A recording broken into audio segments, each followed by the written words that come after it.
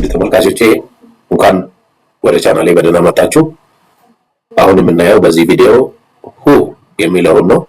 who ማለት ስለ ሰዎች ወይም ሳብጀክት ስለ አንድ ሳብጀክት ስለ ሰዎች ወይም ስለ አንድ ሳብጀክት ለመጠየቅ የሚረዳ ቃል ነው። who በምሳሌ እናያለን። who is your teacher? ያንተ መምህር ማን ነው? who is your teacher? ያንቺ መምህር ማን ነው? who is your teacher? የእናንተ መምህር ማን ነው? ወይም የእናንተ አስተማሪ ማን ነው? who called you? ማን ነው የጠራችሁ? who called you? ማን ነው የጠራሽ? who called you?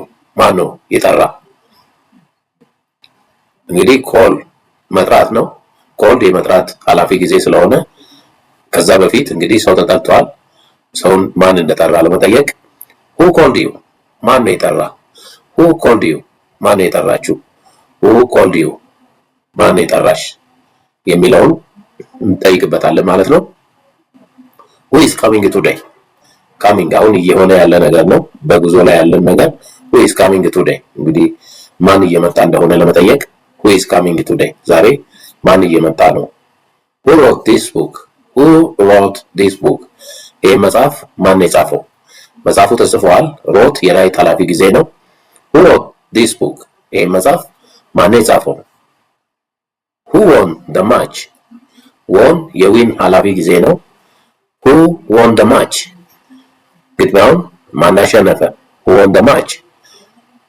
እንግዲህ አሁን እዚህ ጋር past tense፣ future tense፣ present tense እያስገባን ጥያቄ መጠየቅ እንችላለን። ነገር ግን አሁን እዚህ ጋር who won the match? ማቹን ወይም ግጥሚያውን ማን አሸነፈው? who will win the match እንላለን ማለት ነው።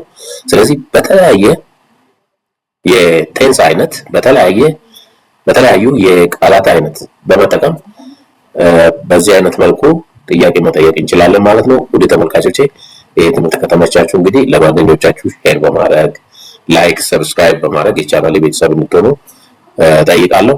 Thank you very much. See you.